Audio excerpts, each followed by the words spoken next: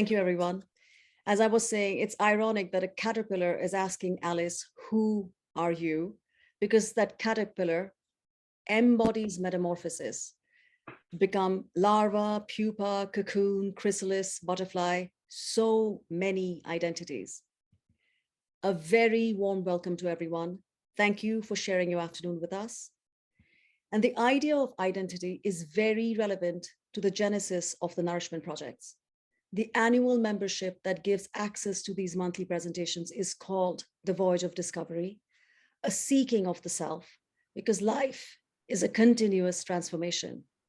We each are multifaceted with much to offer. Our logo reflects a sense of continuous giving, that in the springtime of giving, the tree of life, our own individual tree of life, with the hundreds of petals, sheds a few leaves and has so much left to give. In autumn, laden with fruit, drooping with her burden of sweetness, she'll give of herself in full measure. When we discover who we are, our own identity, we too, like the rest of nature, will offer our beauty to life. So identity, aptly caught in Gauguin's painting, are the issues of identity, as he's written on the top left section of his painting right there in French. Where do we come from? Who are we? And where are we going? So our fulcrum today is his question, Qui sommes-nous? Which is effectively saying, who are we? Or more personally, who am I? And he's not the only one who ponders these questions, especially the question, who am I? The American poet Walt Whitman had answered, I am large. I contain multitudes. So who is this I? Is it the country that I am large, diverse, e pluribus unum, the many identities of who is an American? Is it the individual state containing multitudes of cities and towns? Is it each individual in the city, many of whom I love? Who is this I? Which identity resonates in that I am large, I contain multitudes? The Nourishment Project is about joyous curiosity and being part of something much larger than ourselves.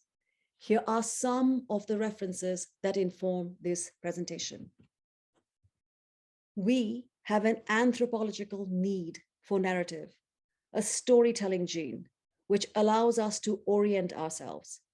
Stories that impose order and meaning on our lived experience, even if it flies in the face of the facts, such as putting ourselves in the center of the universe, God's chosen ones. This is one perspective of I, not a universal perspective. Identity, life's bricolage, is nurtured through culture, religion, education. It is a human construct because for the most part, animals don't recognize themselves. Put them in front of a mirror, they will outright ignore it, think of it as a companion, or get actively hostile, viewing it as a rival.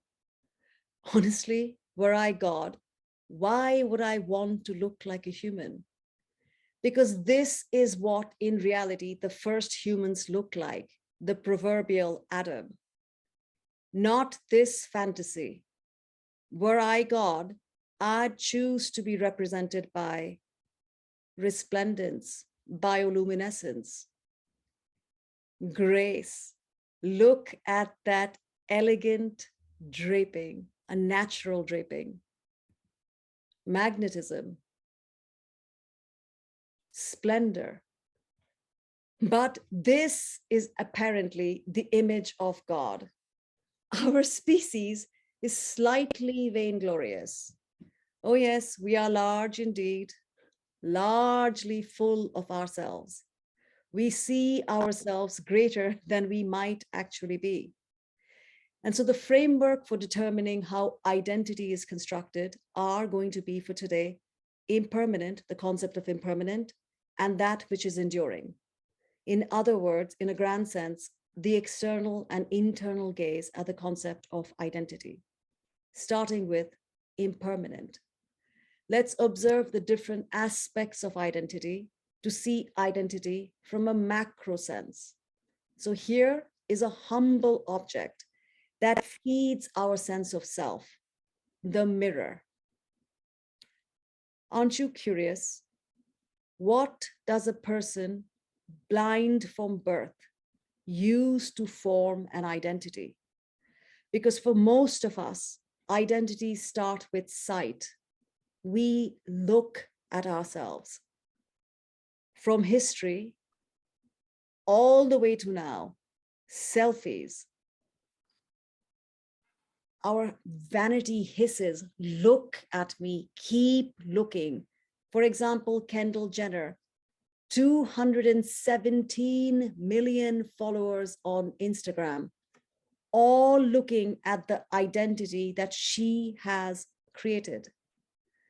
And preening peacocks as well, soccer player Cristiano Ronaldo, massive number of followers on Instagram, and they're not all football fans. And his image draws, because I suppose people ponder, who is he? What did he eat today? What is he wearing? Who is his girlfriend? I really thought, who cares? But apparently 315 million people care deeply. And he's busy looking at himself too. He must think at some point, who am I? If I break a leg, stop playing football, my $643,000 a week salary contract goes away, my Instagram followers disappear, who am I then? What am I then? And it's not only him, the world over, this inchoate longing, look at me. In China, this man plummeted to his death, taking rooftop selfies so that the world would see him. Our modern life has become a horrid mixture of voyeurism and exhibitionism. Not just China, India, selfies with snakes. The tragedy behind this ridiculous conceit is that both these boys were kind animal lovers. In 2017, the man on the top left was summoned to remove a deadly poisonous cobra which had slithered into a private car in Mumbai. After successfully retrieving it from the vehicle, the man, Mr. Matre, took it some distance away to check for any injuries on the cobra. The snake was fine, but jittery. So Mr. Matre decided to make the rescue mission memorable by kissing the cobra for a selfie for his mobile phone. He managed to click the selfie, but the scared creature panicked and sharply bit his rescuer on the chest. Mr. Matre obviously died. An equally baffling story for the teenager on the right. Kind but misguided, with a desperate need to have a successful social media identity. Selfies. Which selfie are we revealing? Individually, as a society, what is the identity we are nurturing by being this obsessed with self? This level of narcissism. A modern representation of the namesake Narcissus. This is from the Tate Museum.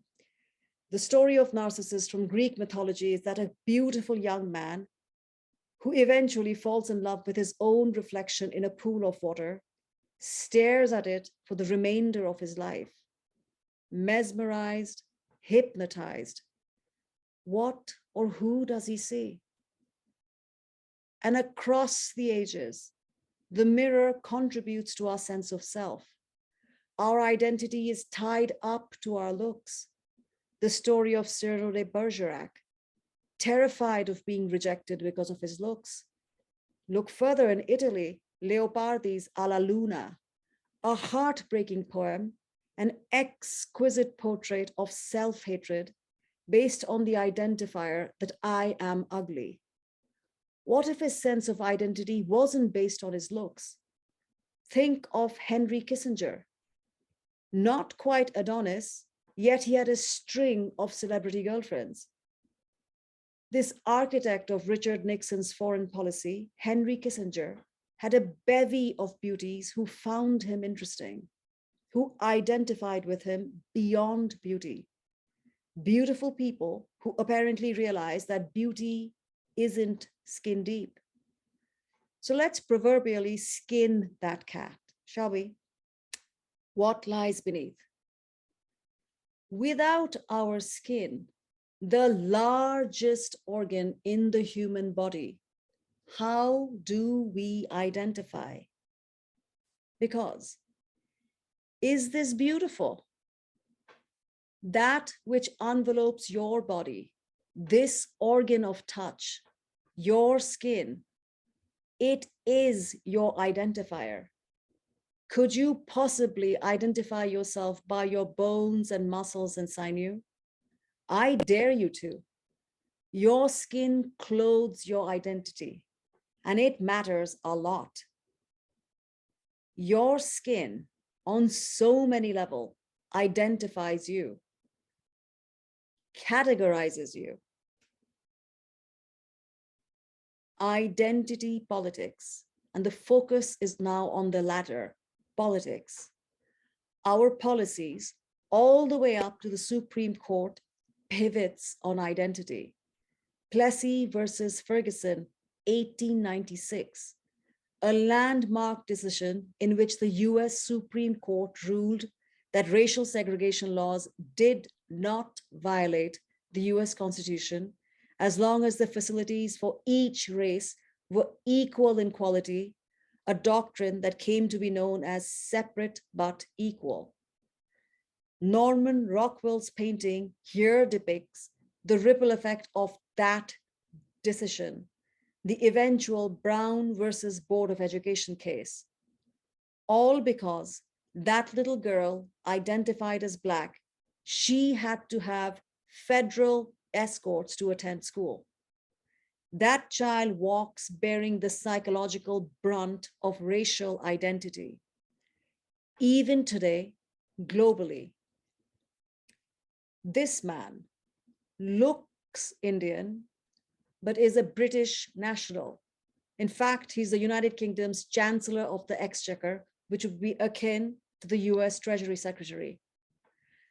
I wonder how he feels with Brexit, which is his party representing mainly those who wanted to leave Europe, stereotypically the party that perhaps dislikes foreigners. Nathan Chen at the Winter Olympics going on in Beijing right now, Chinese heritage, American national. When he wins a medal for America, how will the people in China view his identity? Look again. Not Indian, Fijian. Not Japanese, Peruvian. In fact, a former president of Peru. Catherine the Great, identified as the Great Russian Queen, but originally from what's now Poland. Again, not India, born in the United Kingdom, now a US citizen, but more than just a citizen, the Surgeon General of America. Identities are superficially rife with complexities.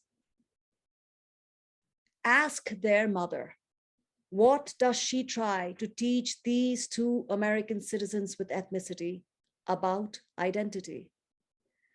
To be proud that, yes, I'm American, and yes, I'm of Indian heritage, and yes, I'm kind, and yes, I make mistakes, and as far as identity is concerned, it's always yes, and yes, I'm large, and I contain multitudes. That we are all, each of us, gorgeously stratified sentient beings. much, much more than skin deep. Identity is bewildering. Let's dig deeper. Where to start? It's almost an embarrassment of riches. From architecture, bathrooms become landmines about identity. Clothing, identity again. The former FBI director shown here was reportedly a cross-dresser. So what if he liked pretty clothing? Remember the kings of France, Louis XIV, Louis XV, the Prince Regent of England? All of them depicted in frills and laces and wigs. Nothing closeted then. What a horrible cloistered life Mr. Hoover must have led with his false sense of identity of power. Cruel political choices made by a tormented man. Transformation of identity. The sheer courage to do this, to embrace this level of change, to go from being a man, as shown on the left, Bruce Jenner, who transitioned into being a woman, to Caitlyn Jenner. Let's approach this tangentially and focus on looks. Here is a Brazilian man who had eyelid surgery. He wanted to have monolid because he loved the Asian look. So this is the same human being, the one on the left, pre-surgery, and the one on the right. He has now chosen the moniker Xian Nishi. Every 2 years, he'll have to redo his surgery to maintain this image. He identifies with this idea of Asian beauty. He's being specified here almost as a refreshing change, for the reverse is the norm. Monoliths being altered to fit Western standards. The number of Asians choosing eyelid surgery not to have monoliths is a condemnation of our times. The homogenization of beauty. It's really nothing to brag about. And by our times, I mean for the past few hundred years. So let's travel to British India for this story to come full circle. This Chinese restaurant used to be the home of the British consul during the early 20th century for Sir George Macartney. Talk about an architectural change of identity from a consulate to a run-of-the-mill restaurant. More importantly, Sir Macartney and his wife, Lady Macartney, were instrumental in the global archive story of Buddhist manuscripts. They helped people, including Sir Mark Aurel Stein, who is credited to have discovered the Diamond Sutra, Vajracharika Sutra, the world's oldest woodblock printed manuscript. Sir Stein's identity also fascinates, a Jewish man who had converted. Religious identities aren't permanent either. So George Macartney's identity, he's the man, I'm going to point to him right there. Beyond a British consul is worthy of attention. His father, Halliday Macartney, had married a Chinese woman. So late 19th century, early 20th century was not kind to mixed race people. Though his mother's side, his Chinese ancestry was illustrious, George Macartney spent considerable effort focusing only on his British heritage. Do remember, almost 200 years prior to George Macartney's time, you have the British ambassador to Persia garbed in the proverbial Oriental splendor when entertaining nobility at home in Berkeley Castle in England. So other people didn't hide differences, but not George Macartney. There he is again. He diligently maintained his British identity so that it was never questioned. It would have affected his promotions. His ache of identity must have been haunting. And I wish George Macartney met this individual. Forget being who you are. Become who you want to be. the courage to choose your identity, not that which you has been saddled upon you by the mere accident of birth. I admire the courage of this man's conviction. To thine own self be true. Whatever stereotypes we are garbed in, whatever stereotypes that may be assigned to me, perhaps, yes, I am that, and more, that this self is more than physical. When you know your identity, you can transcend it and finally let go of this sense of self and become selfless.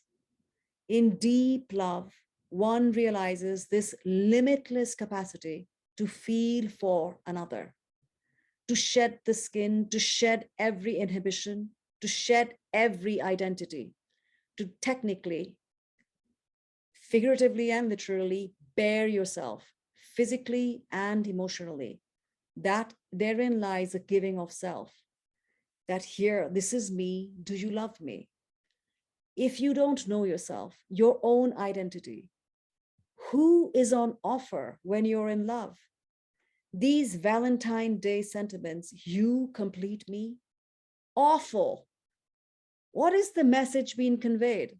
Oh, yes, I am needy, I am empty, I'm incomplete, I'm inadequate. I don't know who I am, but you, come complete me. Who wouldn't want to love such a basket case of neurosis? What a way to demean love. It's just awful. Our sense of identity is married to our sense of love, the policies of marriage, of equality. I don't quite understand all these identity terms, Q and I's and A's. But even if I don't understand them, I empathize. It's hard enough to feel found and feel loved. If you're blessed by love and wish to make a lifelong commitment, I wholeheartedly support your identity that got you there. And if love isn't big enough a subject for identity, let's step into some really, really fun arenas. The thought experiment, Ship of Theseus. Here are middle school children participating in the nourishment projects, and these are 11, 12, 13-year-olds grappling with the Ship of Theseus paradox. So this boy is holding a little small model ship that comes apart. So the metaphysical identity paradox, Ship of Theseus, queries, what if every plank on a ship is replaced by an exact duplicate? Is it still the same ship? So plank by plank, part by part, exact replication and change. Does it remain? Is it the same ship? Eternally the same. If you just keep replacing the parts with its exact part, never gets old. Identity unchanging. Applications of this thought experiment are very, very relevant. So from our July 2021 presentation titled Ozymandias, you might recollect the huge investments in the world of brain mapping. For example, companies like Elon Musk's, that the Neuralink, that's what the company is called, they digitally map your thoughts. So they digitally map every thought you have and download it. The idea is to download it to a server. Their understanding is that you are your thoughts and your thoughts can be captured. So thought by thought, diligently, you are replicated. So instead of planks, thoughts are being replicated, replaced. So for them, the Ship of Theseus is you. Are you simply your thoughts? Is that your identity? Thoughts? Mull on that while we float on. So identity in terms of architecture. It is the wall that historically defined a city. From last year's presentation on the Islamic gardens, we had learned that the etymology of the word paradise is the Middle Eastern term paradisa, which originally meant enclosed or walled estate. The wall here is not a defensive wall. The word daisa is rooted in a verb that means to construct from the earth, effectively to be made of clay. So the wall divides and separates to produce space. The wall defines what does or does not belong to the dominant power, the owner, and in most cases, the government or the king. So it is a built environment constructing the state of well-being, peace, and happiness. So the wall is an identity of the city. That fact was true in Rome, true in Vienna, true in Roman England, Londinium. So identity undergirds so many things. Issues of copyright, intellectual property, the financial implications of identity theft. There's no end to where we can go with identity. Mythology, Oedipus Rex, a case of who's your daddy gone awry. The Greek tragic hero who unknowingly kills his father, marries his mother, and upon realization of these horrific facts, blinds himself. So again, identity linked to sight. What is the point of blinding yourself in this case? It's a bizarre twist on the adage, seeing is believing. What was Oedipus thinking? By not seeing it, he was going to forget all this appalling situation of mother, wife, sibling, children, ostrich sticking the head in the sand. That's not how it works. Because does forgetting change identities? Forget not seeing, forgetting, because memory undergirds identity also. So then what happens in cases of amnesia? Forgetting, amnesia, it's prevalent in the world of Hollywood and modern day storytelling. Born identity. What a clever title, Born Identity. Well done. The story of an action hero, Jason Bourne, whose memory was erased in a CIA-type secret mission. Another film, Memento, directed by Christopher Nolan. And so I think these issues of memory might be the director Nolan's cinematic leitmotif because he returns to it often. He also returned to this idea of amnesia and memory with a movie he made with Leonardo DiCaprio, Inception. And you can go back further. The Alfred Hitchcock classic about amnesia and identity, Spellbound. Was the character of Gregory Peck a killer? When you look like that, most likely in the movies, no. Another American classic, A Scarlet Letter. This book, this story, this novel pivots around identity. The central character, Hester Prynne, refuses to divulge the identity of the father of her illegitimate child.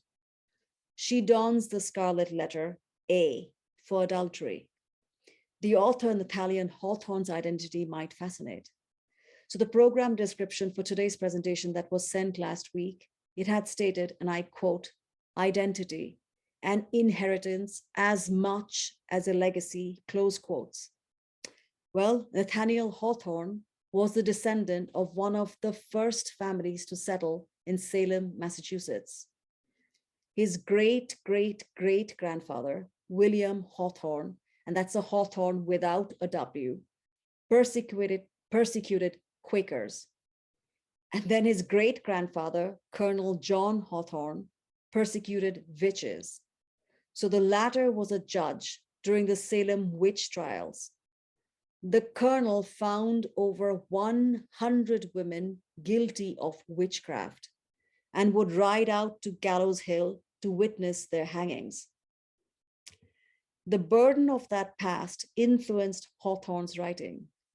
So not only did Hawthorne add a W to his surname to separate himself from his family heritage, he had gone on to wryly summarize that, quote, Let each successive generation thank God for being one step further from them, his ancestors, in the march of ages. And his writings are a condemnation of intolerance, and not just in the Scarlet Letter. His books, many of them, Twice Told Tales, just marvelous writings. Many of them pivot around the identities of what it means to be an American. So far, thus far in this story, we've been dipping our toes in the shallow waters. Let's wade in a little further into this chimera of identity. Please meet, if you haven't already, Oliver Sacks, a music lover and neurologist. In 2010, with the help of Columbia University scientists, he was put into a brain scanner which tested his brain activity while he listened to Bach, his favorite composer, and Beethoven, his then least favorite composer.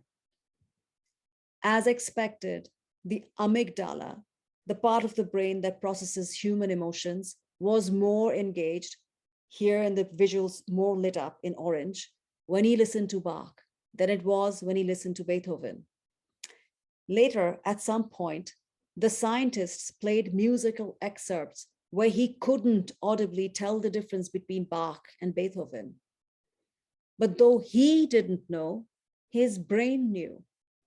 So though Dr. Sacks couldn't hear the difference between the two music that was being played, his brain lit up for Bach, not Beethoven. So he couldn't tell the difference between the music, but the brain scan showed that his brain knew. And so it makes you wonder, are you your brain? All these things we fight about, that we identify with, I'm Democrat, I'm Republican, I'm Hindu, I'm Muslim, I'm this, I'm that. Perhaps let's take a pause and not be so adamantine in our beliefs, because our own brains may not really agree with what we're saying. These findings ought to be of deep, deep interest to all those companies, Neuralinks and others, who want to map the brain. Are we really our thoughts? It's baffling. So are you ready? Let's meet ourselves on an entirely different plane. The enduring identity. Who am I? So all this mind mapping, these thoughts of, are you your thoughts? No, your thoughts change. You learn, you adapt, you grow. When you were a child, perhaps your world turned upside down if your ice cream fell on the floor and you couldn't eat it. One hopes that ice cream has a much less dominance in your life now. But as a child, you can imagine this might have been so. And you can substitute ice cream for a birthday cake that toppled over, a childhood crush, your favorite song, things that were once all consuming that aren't as life-shattering anymore. You had thoughts about all of this. All those thoughts, they're not you. Thinking is something you do. It is not you. My thoughts, something I possess and can discard. Just like my cup that I was drinking tea from, something I possess and can put down. Like a snake sheds skins, thoughts are a part of me. They are temporal. Thoughts are constantly in flux. They're not an identity. My cup, my thoughts, things I possess. Just as I say my cup, I don't say me the cup. My thoughts, they're not me the thoughts, it's just a thought. Similarly, the physical identity. Are you your body? No. Would you even recognize yourself were you to see yourself as an infant? So for example, if I put you in a room full of similar looking infants, would you be able to say, that is me? Most likely, no. I will almost say no way. First of all, almost every cell in your body, except your brain cell, is replaced every 7 years. So technically, you're not that body. In that context, does it make any sense from the backdrop of eternity to identify with race, with color, with sexual preference, with all these temporal things? Discovering identity is a voyage, an inner journey. It's self-discovery, metacognition, things like thinking about thinking. These are aspects of the Indian philosophy known as Upanishads, texts from India almost 3,000 years ago. These are ancient perspectives on issues that baffle us still now. Upanishads are pure science, not a belief system, not entranced with ephemerals like thoughts and feelings, none of that. It deals with awareness, and it's not hard to fathom. Quantum physics, through thought experiments like Schrodinger's cats, is beginning to turn towards such phenomenological inquiries that have long been the domain of ancient philosophy. Quantum physics is finally wading into this space. So for example, E equals mc squared. I'm sure you've seen it in t-shirts and God knows everywhere. Take Einstein's equation.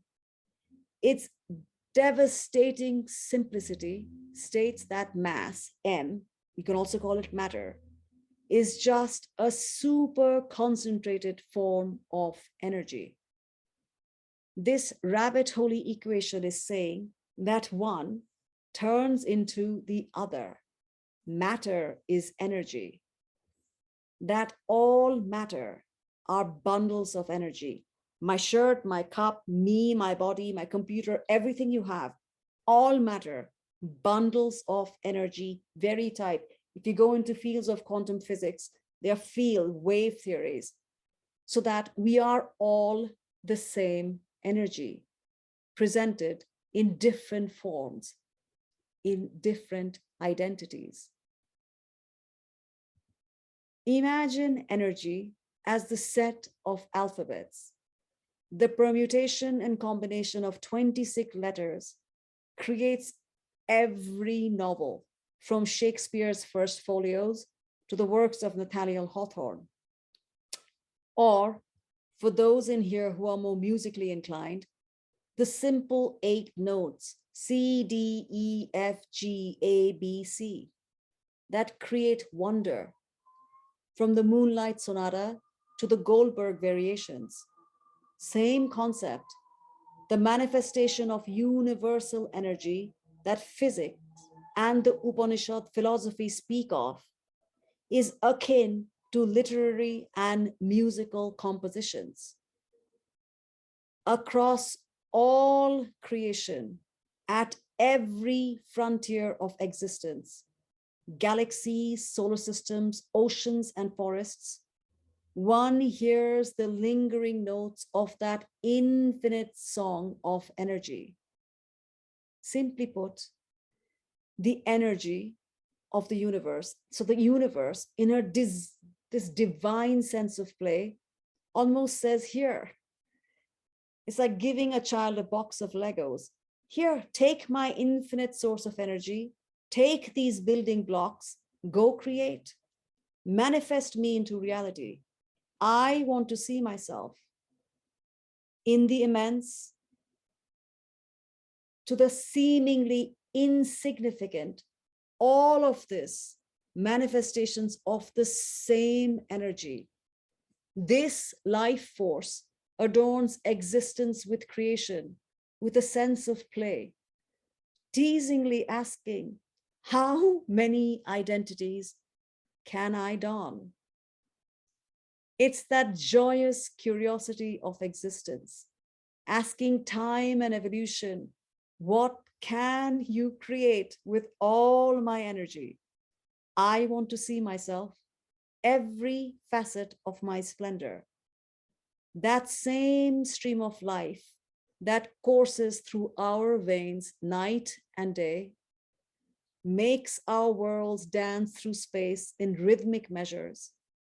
It is this stream of life that shoots joyously through each blade of grass. In the surging sea's boisterous laughter, unfurls into waves of flowers. This universal energy experiences herself as a jellyfish, as the ocean, as the radiance of moonlight, as the effulgence of dawn.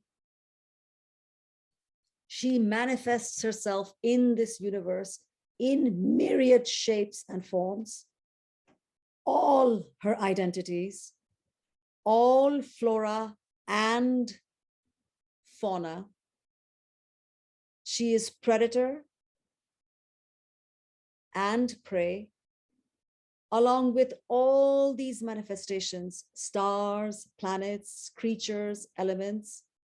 That creative energy experiences her identity also as a human. One of her infinite identities is you. From this perspective of eternity, it's not only banal, it's insulting to diminish yourself into constricting identities of black, white, male, female, LGBTQIA, European, Asian, American, Republican, Democrat, you name it. These limiting identities insult our beings. Our human constructed identities constrict us. They constrict our capacity to love. We lose our essential identities by thinking so small. You complete me? Nonsense. I am born complete, just like you. We are all complete.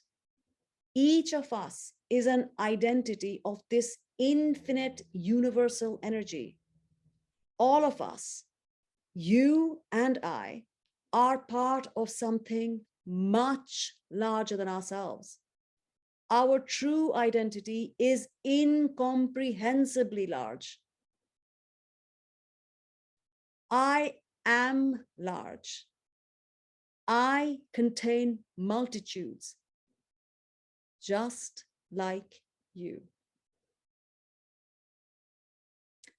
Your membership supports innovative programs that the Nourishment Project's volunteers at many schools. These issues of identity had been discussed with middle schoolers, 11, 12, 13-year-olds in a public school near Cicero, Illinois. And they were asked to grapple with this issue of Walt Whitman's Song of Myself, I am large, I contain multitudes. And they were asked to write a response to the question, to whom and what do you have to offer? Because that is the essence of finding out not who I am. Once you find out who you are, that's nice. What are you going to do with it? What do you have to contribute to life? Just like that tree, give in full measure.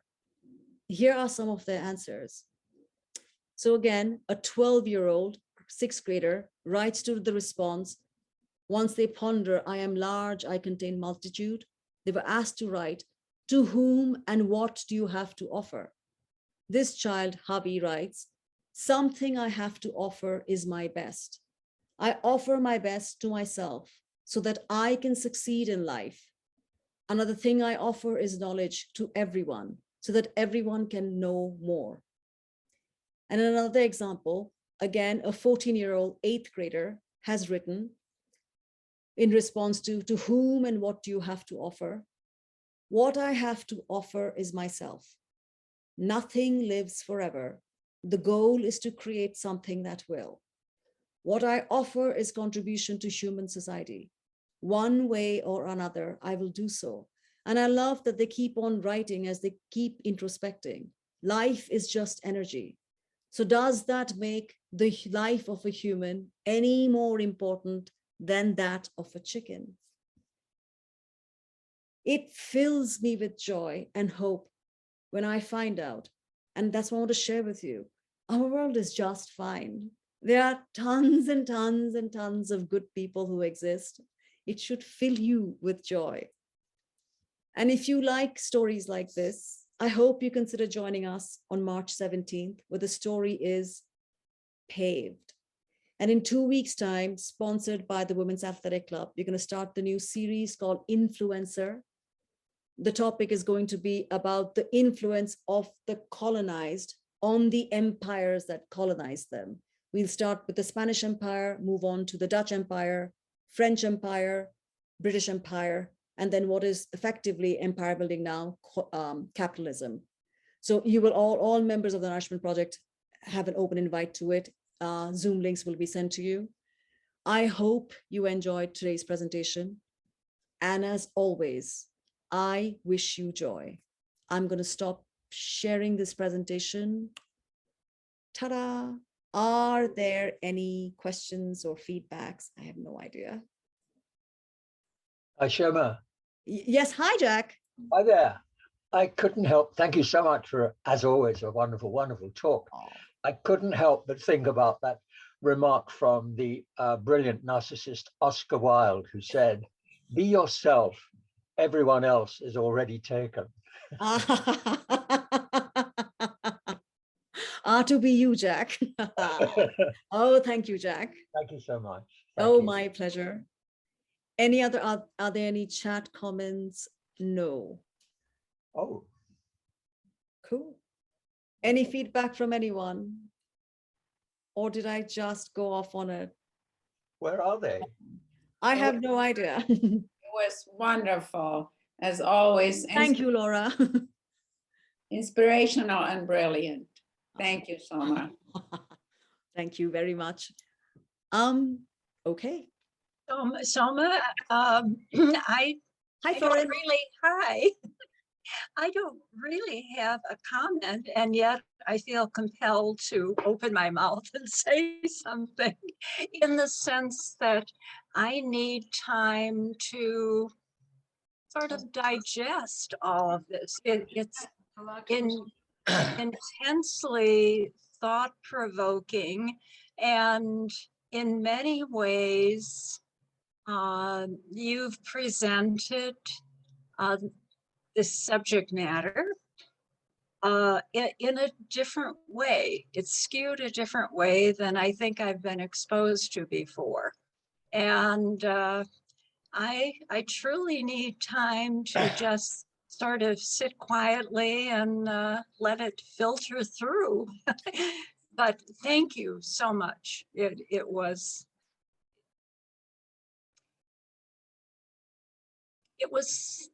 in some ways life-changing. I love Sounds a little extreme, but I mean it. Yeah. Thank you, Florence. Penelope, whichever one. We have Penelope Steiner, please go ahead. Thank you. I just listened to you. And again, we all have to constantly reiterate your inimitable talent, Shoma, and you do affect all of our lives in such an amazingly positive way that I agree with Florence. It does need a lot of mastication to really come to terms with what you've said. But as you talk, I just thought of the Emily, and I wrote it in the chat, the Emily Dickinson. Yes. I'm nobody. Who are you? Are you nobody too? And I just thought that kind of brings it right down to maybe the Oscar Wilde comment that that's what everybody else is taking out, and then we become somebody. Yes. So thank you for, inspiring us. Oh, thank you, Penelope. Now it's your me. turn, Penelope. Other Penelope. So I see many of you who are Nourishment Projects regulars and have been watching Shoma with joy for, is it years now? Yeah, it's a long time. This program, Shoma, seems to me to be the quintessential Nourishment Project and Shoma that I have seen. And I want to think more about what we might do with that concept. But I would be interested to know if others who have also shared this marvelous experience for so long from so many places, which just blows my mind that we can do that and that we do that.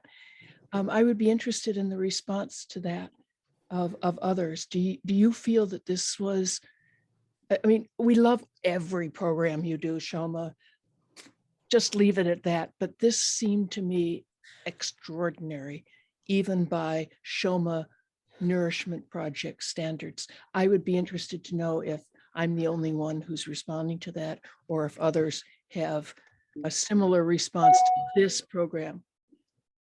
Yes. Whoever wants to. I wanted to Just a say, follow-on. Oh, go ahead, Betty. Oh, no, go ahead. Oh, it's Denise. Gay, I think. Yes, Gay? I simply wanted to say, I think one of the things we were responding to is this is the largest topic that has been taken on.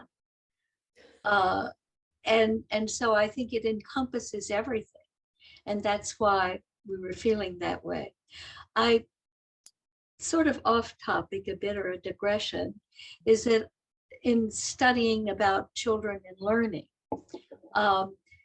apparently, now I'm not very scientific, so my terms may not be correct, but as our brains develop in children, they develop something called dendrites, which are little spikes in the brain, and possible connections. Around age 12, those start disappearing. And so one as a child has all these pathways, but as you get older, the brain narrows those down because you pursue one path or another. And that to me was quite a revelation, making it some of the things like the fact that it's easy to learn a language when you're a child, or to learn a musical instrument because you have all of these possibilities. As you grow older, you narrow those possibilities, which may mean that you can become an expert in one area, but you're cutting off other things. And the notion you were talking about today is almost never shutting off those things, but trying to leave all of those connections or possibilities out there. And somehow the brain doesn't quite want us to do that. So I don't know, maybe that's another thought for another day. Oh, thank you. I'll leave it up to you to put that together. Thank you, Gay. It is true, isn't it? We specialize. That's true. Someone else had a hand up before. I'm sorry. Oh, Bill, hi. Yes. First of all, Shoma, clearly, when you talk about a topic which is so universal and yet on the other hand, so completely personal, it creates a lot of thought. It generates waves of recognition and non-recognition. And in many ways, in most of the presentations that you've made to us, identity has been at the core of it. I mean, if you take a look at almost every topic you've dealt with, you come at it from different avenues. Take something as simple as the series on gardens. French gardens are identified, English gardens are identified. And each one of these, and to release oneself from these things, I'm not sure is possible, not in a philosophical sense, but each of us has so many different identities that a central identity is an amalgam of all of these things. And I'm trying to exercise my mind to try to figure out what a release from all these things would represent. What on a practical level would I change in my life in any way by shedding these? I live in a place where there's so many multiple identities that one can't even begin. The people here come from 128 different countries, and out of that, we've tried to forge an identity, not always successfully. But these differences, and I have friends who have different sexual orientations, different races. My son-in-law is Indian. My physiotherapist is an Arab. My wife is Jewish. And all of And those female. are outward things. And we all relate to each other. We all love each other without that consideration. So in some ways, why all of these things hang together as an identity, or the consolidation of them do. On the other hand, that is kind of a release. The fact that one can have this kind of relationship with so many different identities, as you put it. So I think that the initial silence was simply because you have tapped into such a sensitive area with everybody. I mean, I absolutely question my identity every single day of my life. I think about it. And it's very complicated, to say the very least. So I don't want to go psychological on you people, but the presentation, I think, I believe that the multiple identities that we talk about, I'm large and I have multitudes, is true, and that I'm not quite sure that we have to free ourselves of them, as it were, because I just don't know what that would mean to me in terms of my own identity, which I think is very central to my existence. I agree. That's why I said yes, and yes, I'm this. Yes, I'm this. Not deny any of it, all of it. Bring it on. It all comes in. I have the capacity to take all of it. Thank you. Trish Bar, hi. Hi, Shoma. I've Hello. noticed as I was listening to the gentleman, it occurred to me that, and I was also listening to my 5-year-old grandson the other day, and I noticed that initially we put labels on things and on people, and it's only after some time that that label changes into the relationship that we have with that thing we've labeled. As a very simple example, Kai referred to his little sister, only 18 months younger. She was always Nala. She's Nala Elena. She's Nala Elena. The past 2 weeks, he has been referring to her as my sister. My sister is not here today. My sister is having lunch. And I thought, well, isn't that interesting? And then I thought about people in my life that I label. And I don't label them by, oh, I guess maybe you do. Sometimes we label people by their sex or their occupation, any number of ways. And then the relationship, how have we known them? How have we interacted with them? And then that becomes the overlying construct, maybe. So that, and I agree with what Penny said earlier. I think we need to think a little. I need to think about it just a little bit longer. Thank you, Miss Bar. Thank you, Trish. I agree. We label what we call each other affects how we treat each other or how we are seen by another. Yeah, that's very true. That's so true. Does anybody else, had anybody else raised their hand? I think Betty, you had your hand raised before, or no? You're muted, Betty.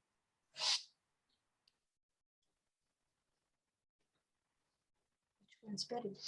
Hi. There you are. Here I am. I was going to say that in addition to this larger, really philosophical approach that you've taken to identity, you've chosen such a particularly wonderful time to do it, because the world is so caught up in, as you called it, as you so rightly tagged it, identity politics right now. And you've saying, let's take the larger view. Let's talk about how we can have hope, especially bringing in the kids' things at the end. Say, well, okay, we can, if we look at this from this macro point of view instead of the micro that seems to be dominating everyone's life right now, we can have hope. And I want to thank you for that. Thank you. Yes, Penelope. She's also muted. I would like to add a very personal note that I think has some universal application. My dear sister friend, Vicky, whom I've known since 7th grade, died yesterday of ovarian cancer. And the subject of obituaries has arisen. And one of my classmates, I'm also in touch with my college classmates, you know, my ultimate peer group, one of whom, a great writer and editor, has said, write your obituary now, you never know, you know. And other people won't know what to put in. You know, your children may not know some of the details that you would like to be remembered by. This is a question of identity. And in some ways, it's a question of enduring identity, you know, of what is it about you that you want to be remembered or to endure. So for me, this is a beyond timely topic. And I agree with Betty that it's a timely topic universally, but in some senses, obituaries are a universal topic as well. So I just thought I would share that, even though it's highly personal. Interesting. Yeah. I'm sorry for your loss, Penelope.